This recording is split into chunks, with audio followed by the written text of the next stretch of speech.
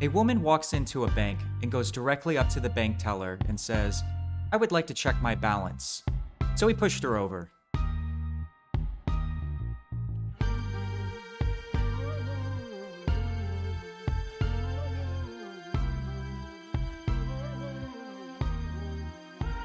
Welcome to Acquisition Pro Tips, where we seek to demystify and break down essentials of government contracting so you can navigate the process with confidence. I'm Josh, a warranted government contracting officer, and today we're covering a big topic for new and seasoned contractors: CAGE and NCAGE codes, SAM.gov registration, and what happens if your registration expires. Spoiler alert, it's not good. So let's get started. Let's begin with the basics. A CAGE code. That stands for Commercial and Government Entity. Is a 5-character ID assigned to US-based companies that want to do business with the federal government. If you're outside the United States, you'll need an NCAGE code, which is part of the NATO codification system. These codes are required when you register in SAM.gov. If you're not in SAM, you can't receive contract awards or payments. This requirement is spelled out in the FAR, specifically in these FAR parts, which I'll post over here. So how do you get started? Here's the step-by-step process to get your codes and register in SAM.gov.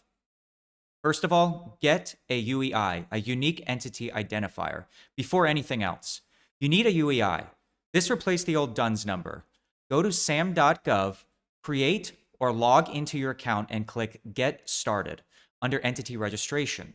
Make sure your business name, address, and tax info match your official documents exactly. This is required by FAR Part 4.605. Now that you've accomplished this step, request a CAGE code for US entities only. As you continue in SAM.gov, a CAGE code will be automatically assigned to you or verified if you already have one. If there's a problem with your CAGE code, go to cage.dla.mil and contact the DLA CAGE program office. Next step, request an NCAGE code for non-US entities. If your business is based outside the United States, you'll need to request an NCAGE code before completing your SAM registration. Go to the website posted to my left. Now fill out the online form, submit any required documents, and follow your country's National Codification Bureau guidelines. Furthermore, complete your SAM.gov registration now that you have your CAGE or NCAGE code. It's time to finish your registration in SAM.gov. You'll need to provide legal business information, points of contact, your banking information for government payments, that's an important one, and your reps and certs, which are legal certification for federal compliance. Make sure every detail is accurate. Inconsistent or incorrect info can delay or even reject your registration. Now let's move on to the next topic, why the FAR matters in this case. Let's talk about a very important clause, FAR 52204-7, System for Award Management.